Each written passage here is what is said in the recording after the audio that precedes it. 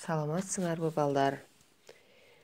Силер менен бүгүн сабакта номер 36 Зарбалик орто мектебинин физика мугалими Сулайманова Алиме эжеге биздин 4-чейректеги биринчи сабагыбыз атом ядросунун түзүлүшү. Сабактын максаты. Бул сабактан силер балдар атом ядросунун түзүлүшүн билесиңер.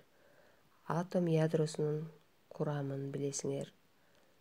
Ядролук күч жөнүндө билесиңер.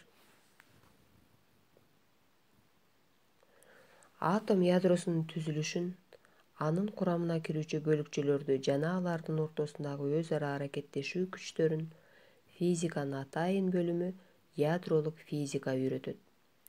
Ядронун оң заряды анын курамына кирген оң заряддуу бөлүкчө протон менен байланыштуу. Эрнст Резерфорд өзүнүн тажрыйбасында ядронун өлчөмү 10⁻13 даражасындагы сантиметрге жакын болуп, атомдун өлчөмүнүн 100.000ден 1 бөлүгүн түзө тургандыгын ырастаган. Протон массасы боюнча электрондон 1836 эсе чоң. Ядродогу протондордун саны анын айланасындагы электрондордун санына барабар. Нейтрон зарядсыз, массасы боюнча электрондон 1838 эсе чоң бөлүкчө. Протон менен нейтрондор массалары боюнча бири-бирине дээрлик барабар болушат. Атомдун Резерфорд түзгөн планеталык моделин көрүп турасыңар балдар. Сырткы бөлүгүндө электрондор, ал эми ядролук бөлүгүндө, ортоңку борбордук бөлүгүндө протон жана нейтрондордон турат.